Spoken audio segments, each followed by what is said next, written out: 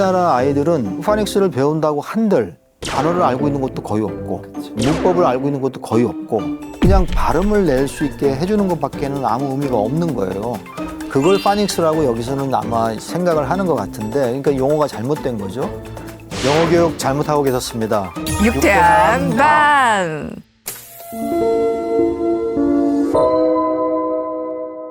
저는 서울대학교 영어교육과에서 학생들을 지도하고 그다음에 연구를 하고 있는 이병민 교수입니다. 육태한 밤에서 여러 시청자분들을 만나뵙게 돼서 정말 반갑습니다. 고맙습니다.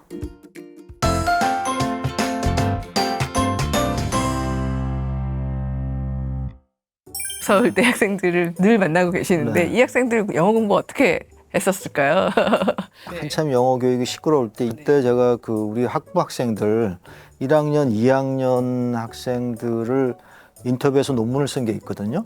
전체 학생들이 그 80명 학생들이 유치원 포함해서 어떻게 영어 공부를 했는지 그걸 제가 전부 조사를 했는데 두 가지 양상이 있는 거예요. 한 가지는 이제 학교에서 영어를 어떻게 배웠는가 하나 부분하고 그럼 너 개인적으로는 영어 공부를 어떻게 했냐 이 두 가지인데 학교 이야기는 그게 이제 적어도 서울대니까 전국에서 학생들이 왔잖아요. 이야기가 거의 비슷해요.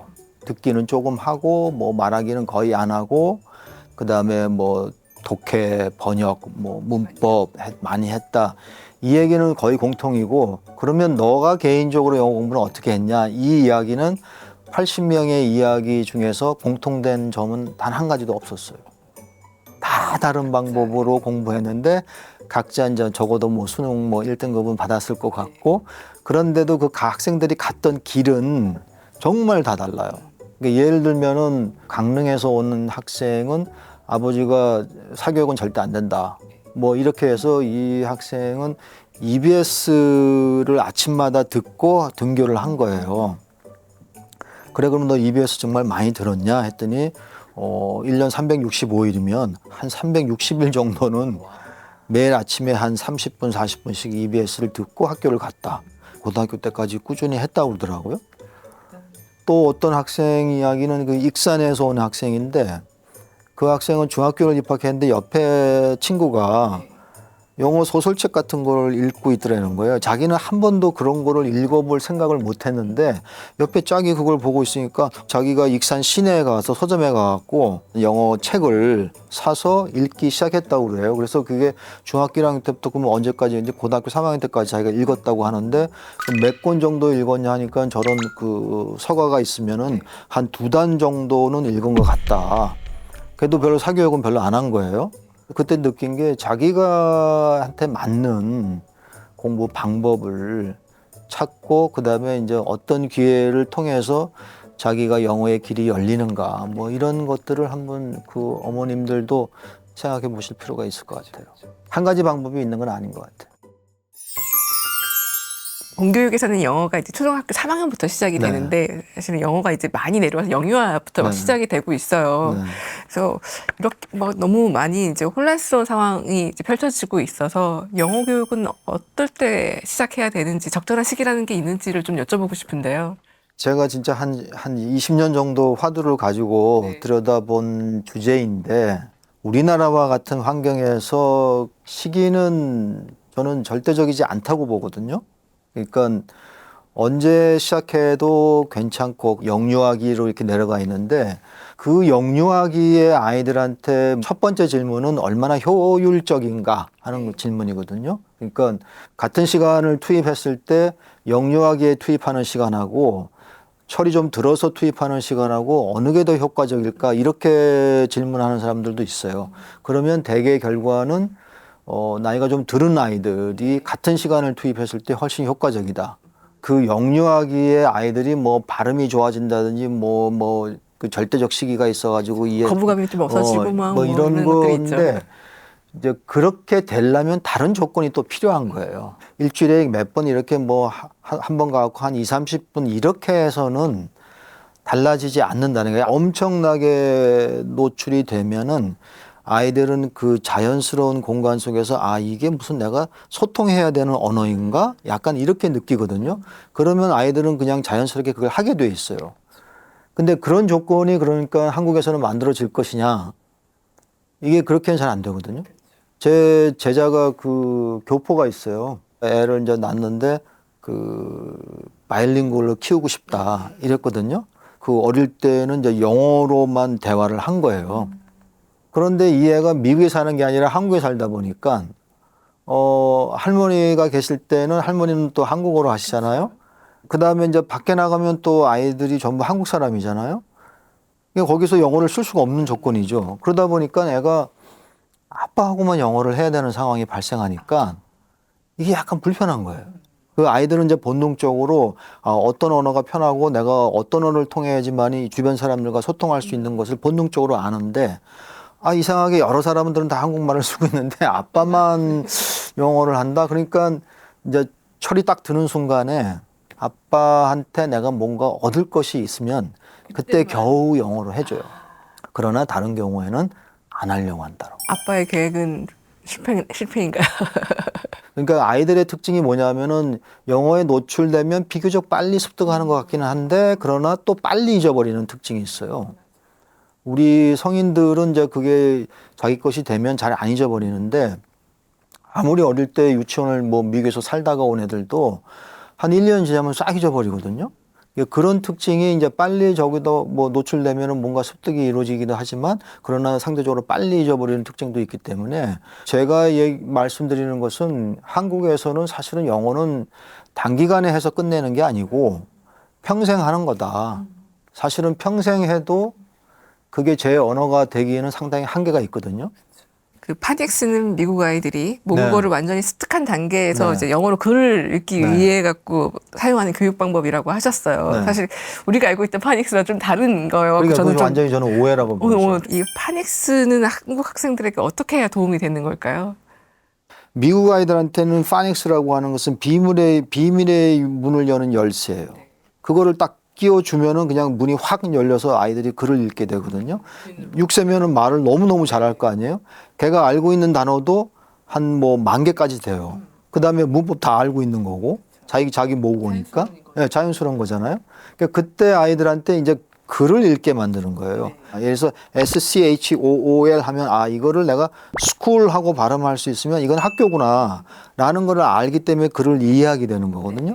근데 우리나라 아이들은 그 파닉스를 배운다고 한들 단어를 알고 있는 것도 거의 없고 그다음에 문법을 알고 있는 것도 거의 없고 그러다 보니까 이게 파닉스라는 게 그럼 무슨 역할을 하냐. 우리나라 아이들한테 그 파닉스라고 하는 것은 그냥 발음을 낼 수 있게 해주는 것밖에는 아무 의미가 없는 거예요. 근데 이제 한국에서는 약간 변형이 돼서 파닉스를 가르칠 때 뭐 단어 뜻도 가르치고 그다음에 뭐 소리도 가르치고 약간 그러는 것 같아요. 그걸 파닉스라고 여기서는 아마 그 생각을 하는 것 같은데 그러니까 용어가 잘못된 거죠. 우리 과에 있는 학생들을 봐도 제가 이제 교재론이라고 하는 과목을 학부에서 강의를 하는데 이게 영어로 하면은 language learning material 이렇게 발음을 하거든요. 그래서 학생들이 가끔 material이라는 단어를 material 하고 읽는 거예요. 응? 그래서 나는 뭐 그냥 어쩌다 잘못 읽었겠지? 이랬는데 제가 그 강의를 거의 한 20년 하는데 매년 그거를 마테리얼 하고 읽는 학생들이 있는 거예요. 그래서 제가 이게 애들이 파닉스를 잘못 배운 그 부작용이구나. 그 파닉스라는 걸 미국 아이들한테 그렇게 오랫동안 가르치는데 우리나라 학생들이 잘못 그걸 배워가지고 그냥 그 발음을 안 찾는 것 같아요. 저는 지금도 그전에 영어 사전이 많거든요. 그러면 그거를 한 10번, 20번 들어봐요. 처음 모르면은. 그러면 내가 생각했던 그 영어 발음과 거기서 들려오는 발음이 약간 다른 경우가 굉장히 많아요. 그래서 그 발음을 교정하면서 확인하는데 요즘 아이들은 그 파닉스 훈련을 하면은 이렇게 스펠링 보고 그냥 발음을 읽어내려고 하잖아요. 그래서 그 아이들이 그냥 그 자기가 알고 있는 엉뚱한 파닉스 규칙으로 이거 읽어버리는 것 같아. 다들 파닉스부터 시작해야 된다 생각하는데 그런 거 아니라면 어떻게 시작하는 게 좋을까요? 저는 영어를 말과 글로 이렇게 두 개를 구분하거든요.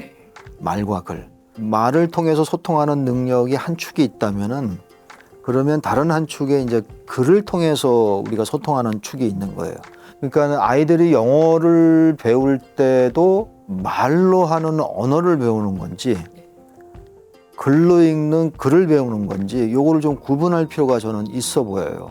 만약에 어린아이들, 유치원 단계 아이들이라면 그 어린아이들은 이제 소리에 대한 민감성이 있기 때문에 소리로 이렇게 노출되는 그런 경험이 조금은 더 나을 수가 있고, 글은 사실은 한국어로 글을 많이 읽어본 경험이 있는 아이들이 영어 글도 사실은 쉽게 넘어갈 수 있어요. 글 읽기 훈련이 잘 된 아이들은 문법적으로도 조금 도움이 될까요? 도움이 되죠. 문법과 읽기 경험을 두 개를 다 한 아이가 학교에서는 성공해요. 이 두 개를 다 해야지 학교 내신 영어는 성공을 하고, 실제로 수능에서는 이제 이 읽는 능력, 이게 결정적이죠. 그래서 그 정말 영어를 잘하는 애들보다는 그 성실한 아이, 선생님 말씀 잘 듣는 아이, 꼼꼼한 아이, 그 뭐 하나라도 허트리지 않는 아이, 이런 아이들이 결국은 우리나라 학교에서는 성공을 하는 거예요. 사실 영어는 이제 단어와의 싸움이기도 해서요. 어휘 공부 좀 효율적으로 하는 방법이 있다면은요. 효율적으로 하는 방법은 없고요. 어휘는 의식적으로 공부를 해야 돼요. 배움은 어차피 내가 모르는 걸 하기 때문에 힘들 수밖에 없어요. 그러니까 배움을 쉽게 할 수는 없는 거예요. 단어장 가지고 단어를 외울 수는 있어요. 근데 그것만 가지고 내가 책을 읽을 때 단어의 뜻을 금방 알아내기 힘드니까 기억 속에서 빨리 그 단어의 뜻을 뽑아내는 훈련들을 해야 되는 것이죠. 챗GPT 되게 괜찮거든요. 제가 많이 쓰는데 이런 거예요. 그러니까 스쿨이라는 단어를 내가 학교라고 알고 있는 것보다 이 문장이나 글 속에서 내가 스쿨이라는 단어를 봤을 때 빨리 그 뜻을 머릿속에서 생각하는 게 중요하거든요. 그럼 그 훈련을 하는 게 필요한 거예요. 그러려면은 문장 속에 있는 단어, 이 스쿨이란 내가 외운 단어들을 많이 보는 게 필요하거든요. 스쿨이 들어간 문장을 내가 많이 보려면 골라야 될 거 아니에요. 그러니까 챗 GPT한테 명령을 내리는 거예요. Create 10 sentences using school in each sentence. 이렇게만 커맨드를 주면은 얘가 스쿨이 들어간 문장을 10개를 쫙 만들어줘요. 공부를 그렇게 해야 되는 거군요. 네. 꿀팁이네요, 괜찮아요. 진짜로. 네. 그 한국 사회에서 영어를 잘한다는 건 어떤 의미일까에 대해서 교수님이 생각하시는 정의는 뭘까요? 영어를 잘한다라고 하는 것은 제가 보기에는 그 우리가 비교할 때 이렇게 원어민을 자꾸 비교하잖아요.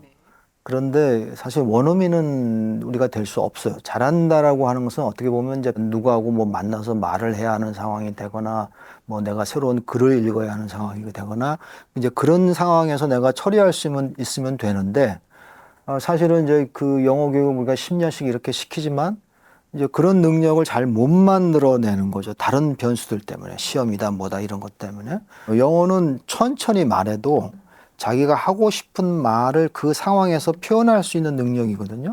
이거는 외워서 하는 건 아니에요. 제가 지금까지 1시간 동안 떠들고 있는데 이걸 제가 외워서 한 건 아니거든요. 제 머릿속에 있는 생각들을 그 문법 규칙과 어휘 이런 걸 적용해 갖고 내가 그냥 만들어낸 거거든요. 이게 진짜 언어 능력인 거예요.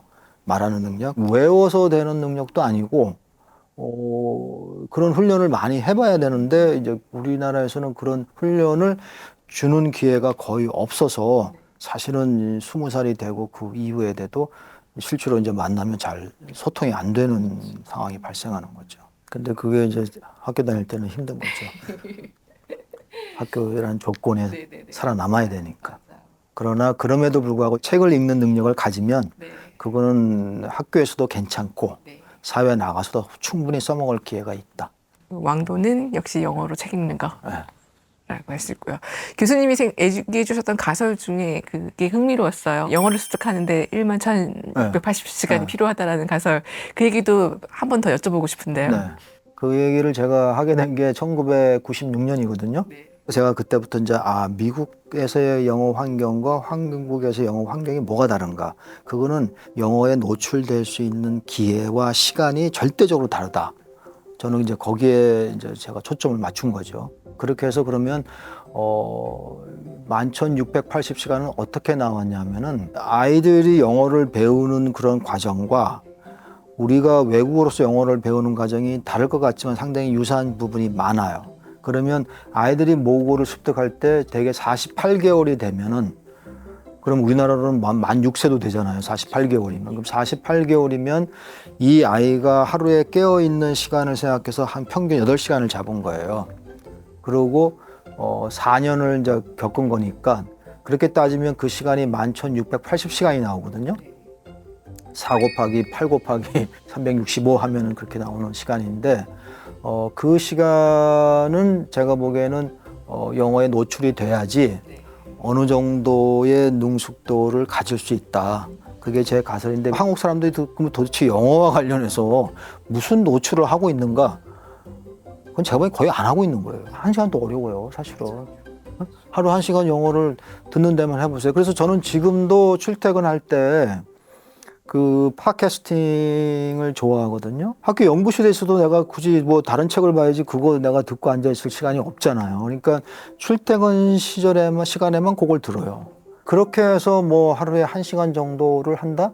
그 다음에 뭐 가끔은 제가 이제 다큐멘터리를 저는 좋아해서 요새는 이제 유튜브에 그 내용들이 많잖아요. 제가 이제 한국에 귀국해서 한 30년 이렇게 하면서 그걸 거의 30년 동안 들었잖아요. 그래서 요즘에는 어떤 걸 느끼냐면은 들을 때 좀 편해. 그러니까 영어를 그렇게 해도 잘하기는 어려운 거예요. 그러니까 유학생활 7년을 마치고 와도 영어를 들을 때 이제 귀 쫑긋하고 들어야 되는 거예요.